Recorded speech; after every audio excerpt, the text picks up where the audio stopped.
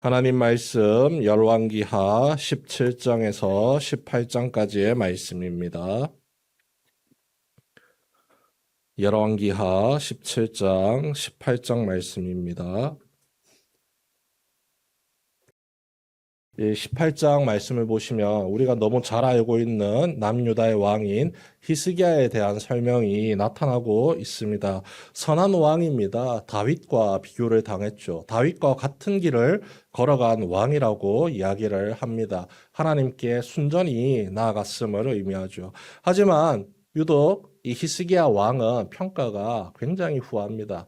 왜냐하면 이전까지 다윗의 길을 걸어갔던 모든 왕들이 해결하지 못한 것이 하나가 있었습니다. 산당의 문제죠. 하나님께서 예루살렘 성전에서 예배를 받으신다고 분명히 말씀하셨지만 백성들의 편의를 위해서 세워진 산당이 성전이 있음에도 불구하고 유다 전국 각 곳곳에 여전히 존재했다는 것이죠. 왕의 권세라 할지라도 이 백성들에게 불편을 끼치는 것에 대해서는 도무지 쉽게 손을 내밀 수가 없었다는 겁니다. 다윗의 마음에 합했던 수많은 왕들도 산당을 어떻게 하지를 못해서 전전긍긍하면서 살아갔는데 이 히스기야는 왕이 되자마자 이 산당들부터 부수기를 시작하죠. 하나님께서 원치 않는 것이라고 판단하니 그 모든 방해물들을 하나님의 눈앞에서 제거하는 당당한 모습을 보였다는 겁니다. 우리가 걱정하고 염려하는 바가 있습니다. 하나님을 신실하게 믿고 의지하면서 기도함으로 나아가지만 그래도 이것만큼은 내가 도무지 함부로 하지 못하겠습니다 하는 무언가 찝찝하고 불편한 것이 있습니다. 하지만 정말로 하나님을 향한 믿음이 있다면요. 그 모든 나의 마음을 불편하게 만들고 찝찝하게 만드는 그 모든 것들마저 하나님의 손에 온전히 맡겨야 하는 것이죠. 히스기야가 산당을 부술 때 그도 굉장히 두려웠을 겁니다. 백성들이 들고 일어나지 않을까. 지금까지 익숙했던 삶을 파괴하는 왕에 대해서 백성들이 과연 신뢰할까? 신뢰합니다. 하나님께서 히스기야 왕과 함께 하시기 때문에 오히려 그가 형통하게 되고 승승장구하는 길을 걷게 하시죠. 그 산당의 문제로 말미암아 우상 숭배의 길이 활짝 열려 있다는 것을 히스기야 왕이 알았기 때문에 철저하게 우리는 하나님만 믿는 백성들이다. 하나님의 자녀이기 때문에 하나님이 싫어하는 것은 우리가 다 치운다. 그 정책이 정확하게 통했던 것이죠. 산당을 다 때려 부쉈습니다. 그 산당을 부수면서 그의 마음이 어떠했느냐. 하나님이 싫어하시는 것이라면 모든 것을 없애겠다는 단호한 마음이 있었습니다.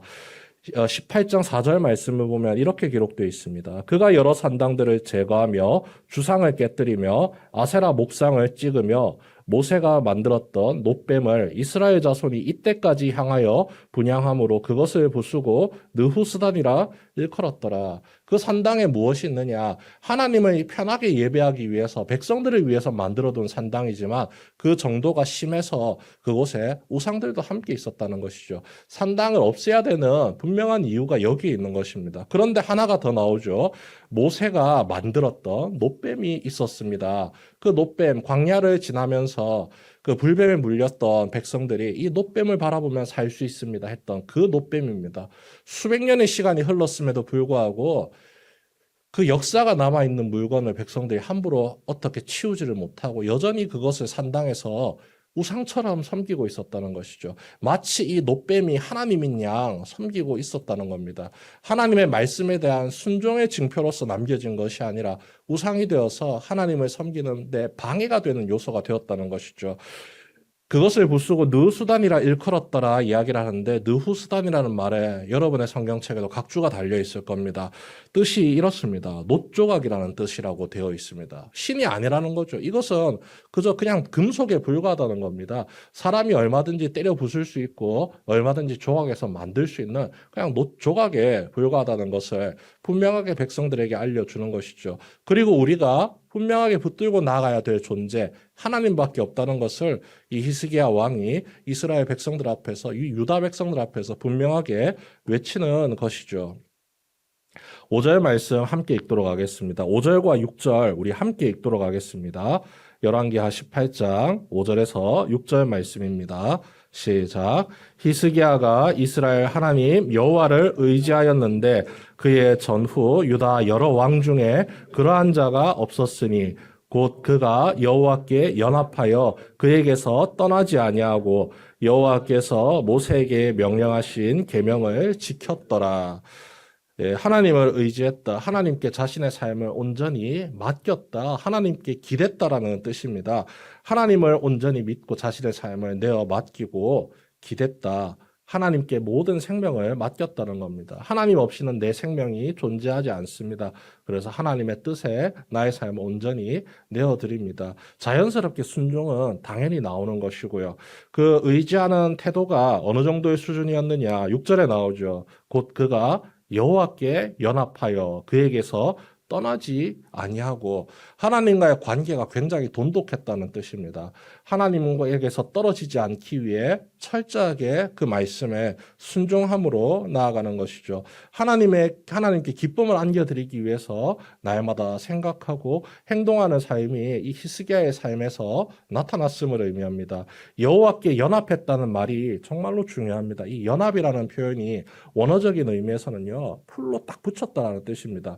누가 떼려고 하면 뗄 수가 없을 정도로 강하게 접착되어 있다는 뜻입니다. 억지로 떼내면은 상처가 생긴다는 겁니다. 그래서 절대 떨어질 수 없고 완벽하게 꼭 붙어 있을 수밖에 없는 관계라는 것을 하나님과 히스기야의 관계가 이렇게 돈독하다는 것을 의미하고 있죠. 이 연합이라는 단어가 이 창세기에 가면 아담과 하와가 둘이 한 몸이 되었다는 표현을 쓸 때 이 연합이란 또 동일한 단어를 씁니다. 절대로 뗄 수가 없습니다. 떼면 상처가 생기기 때문에요. 자신이 살기 위해서라도 떨어질 수가 없는 것이죠. 그렇게 하나님의 곁에 꼭 붙어서 살아가는 히스기야의 모습입니다. 그런데 이 히스기야의 재위 기간 중에 끔찍한 일이 벌어지죠. 북이스라엘이 아수르의 손에 의해서 멸망당하는 모습을 히스기야가 지켜보게 되는 겁니다. 극심한 두려움이 자신의 눈앞에 펼쳐지고 있습니다. 내가 하나님을 이만큼 믿고 이만큼 의지하고 신뢰하면서 살아가는데 왜 북쪽 이스라엘이 우리의 동포가 저렇게 잔악한 이방인의 손에 의해서 멸망당해야 합니까? 시간이 지나서 그 북이스라엘을 멸망시켰던 아수르의 왕이 이제는 남유다를 겁박하며 나아오기 시작합니다.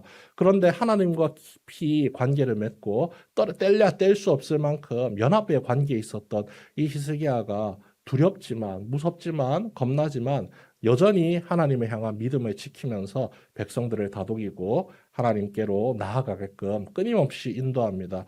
하나님과 연합한 한 사람이 그 민족을, 그 백성을 하나님의 품으로 인도하고 함께 생명의 은혜를 누릴 수 있는 길을 열어가는 것이지요. 그 사명이 우리에게도 주어져 있습니다.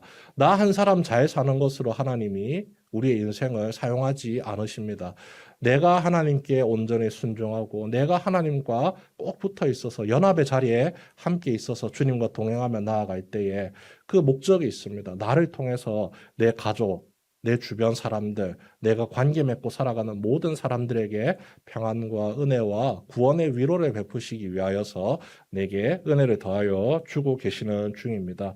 그 마음을 붙들고 우리가 하나님께 순종하며 나아갈 때 내가 잘 되고 내가 보호받는 것은 물론이며 나를 통하여서 하나님을 알게 되고 함께 하나님을 믿고 의지하는 모든 이들에게 주님의 은혜가 자연스럽게 흘러가게 되는 것이죠. 복을 누리고 형통함의 은혜를 경험할 수 있게 됩니다. 오늘 이 시간 하나님 앞에 간절히 이 삶을 두고 기도하실 때 히스기야가 하나님 앞에서 보였던 삶의 모습, 주님과 연합하고 주님에게서 도무지 떨어질 생각조차 하지 않았던 끈끈하게 붙어서 하나님과 동행했던 그 마음을 내게도 허락해 주시고 그 삶의 모습을 내가 살아낼 수 있도록 주님 나와 함께하여 주옵소서. 어떠한 시련과 어떠한 고난, 죄의 미혹이 나를 덮쳐온다 할지라도 내가 끝끝내 하나님을 선택하여서 주님이 베푸신 은혜와 소망 속에 기쁨으로 이 하루를 그리고 우리의 모든 삶을 살아낼 수 있도록 기도하며 나아가는 모든 성도 여러분 되시길 주님의 이름으로 축원합니다.